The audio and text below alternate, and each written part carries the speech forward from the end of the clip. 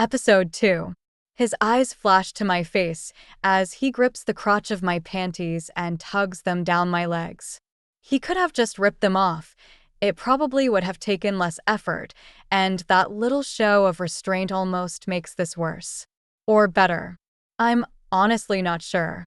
I didn't choose to be in this house, to be a sacrificial lamb, but that doesn't stop my body from shaking with need.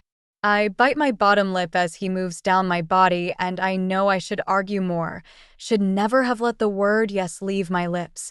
But he gives my pussy another of those light strokes, and the touch short-circuits my brain. Please, I whisper. I don't know what I'm begging for him to stop or not stop. It doesn't matter. He shifts slight to the side and strikes, quick as a snake, sinking his fangs into the sensitive skin of my upper thigh. I come again instantly. I keep coming, wave after wave, until I'm sobbing and begging, but I can't begin to guess what I'm begging for. For him to stop. For him to fuck me. It doesn't matter. Before I can decide, he lifts his head. And then he's gone, a flash of motion up the curving staircase, and I'm left alone in the entrance hall. Wet. Bleeding. And filled with enough confusion that my head feels like it's spinning wildly on my shoulders. What the fuck just happened? I think I black out. I must, because one moment I'm lying on the cold marble floor and the next I'm blinking up into a darkened bedroom. I go perfectly still out of habit, forcing my heartbeat to slow and my breathing to stay even.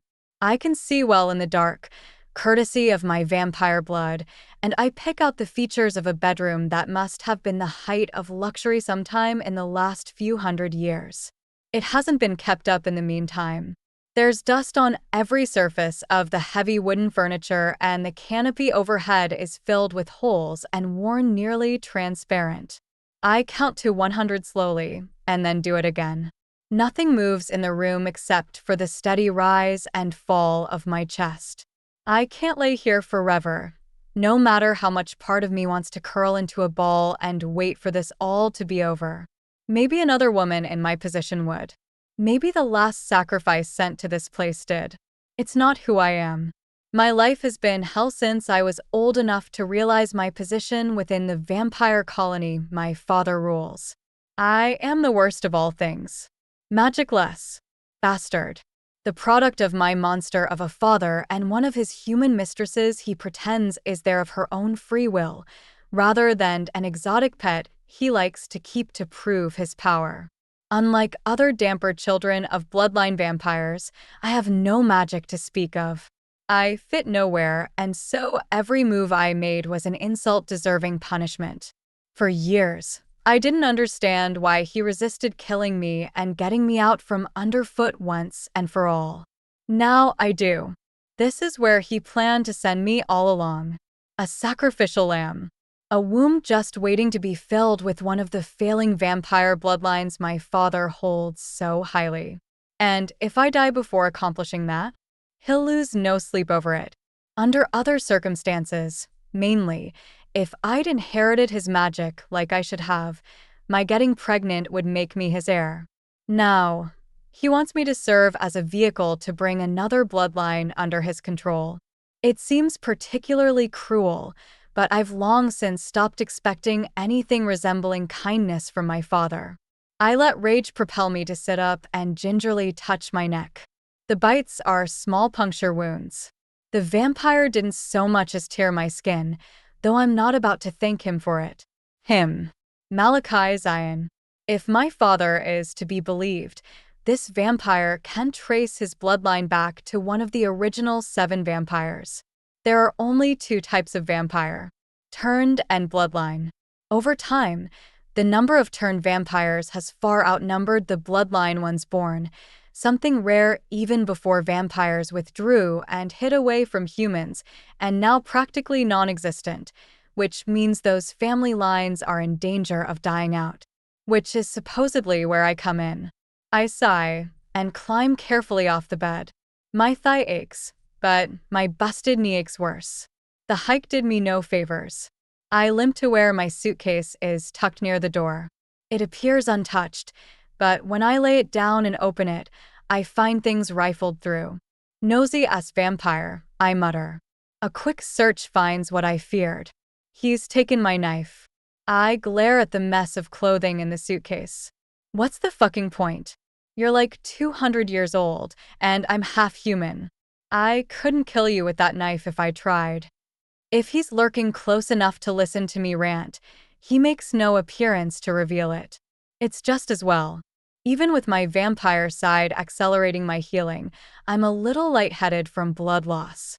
I need to eat something, but I might as well wish on a star's hope that kitchen is stocked.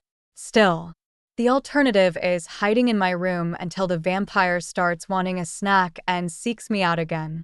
My body hums at the thought, entirely too on board with the idea. I'd heard bloodline vampires had a pleasurable bite, had even seen it play out during my father's services when he moves through the room and bites a few of his chosen followers, but I chalked it up to vampire on vampire nonsense. The few times I haven't been fast enough to avoid one of the turned one's fangs, it hurt. I glance at the bed, at the reminder I'm here as more than blood donor. All part of my father's grand plan to bring the vampire race back to supremacy or some bullshit. He never asked me what I want, but then a bastard magic-less damper is more tool to be utilized than actual person from where he's standing. I clench my fists. The house will be watched. My father is too smart to leave anything to chance. He figures if he throws me in this place, it's only a matter of time before Malachi either knocks me up or kills me. Either will suit his purposes. If I do get pregnant, I suspect I won't live past the live birth. It won't matter if my child manages to inherit powers or if they are born without magic like their mother. I'll have served my role. Fuck that. I'll find a way out of here, even if I have to carve my way through Malachi and every vampire guarding this house. I need to bide my time and wait for the right opportunity. I doubt I can kill them, but I should be able to find a way to incapacitate them long enough to get the hell out of Dodge. First things first, I won't be worth a damn while I'm dizzy and exhausted. I glance at the bed again and shake my head. Even without the sheer amount of dust and moth-eaten fabric, there's no reason to make it easier on the vampire. No reason to tempt myself, either. I won't be sleeping there. I dig a power bar out of my suitcase. I only stashed a handful, which means I do need to figure out food at some point. Starving to death is not on my agenda. A faint sliver of light trickles through the window. I push wearily to my feet and move to look outside. Dawn is here, and I'm on the second floor. I try to open the window, but it's been painted shut. Great. Not that I expected much else. If this house has been updated since it was built, I haven't seen any evidence of it. Now I'm stalling. I grit my teeth and open the bedroom door. Nothing happens. Just like nothing happens when I step out into the hallway. It looks just like the entranceway and the bedroom, old and dusty and threadbare. The carpet beneath my shoes is black or purple or maybe gray. It's hard to determine in the low light and with age fading it. The walls are equally faded, though I can tell they were originally green. Paintings line them, but I ignore the art for now. Getting caught up in curiosity isn't an option. I find the front stairs easily enough. This place seems laid out logically, which is a relief in a way. Not that I know what I'm supposed to do with that information. For all my dreams of running, there are several harsh realities standing in my way. First and most insurmountable is the vampires themselves.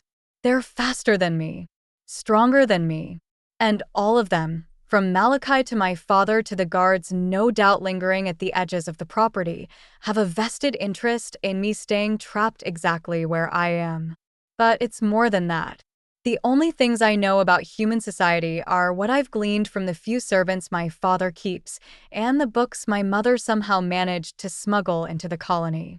It might be enough to whet my appetite for freedom, but I'm not naive enough to think I'm anywhere near prepared to slip into their world. Full story is available at novelpalace.com. Click the link in the comment section to get it free.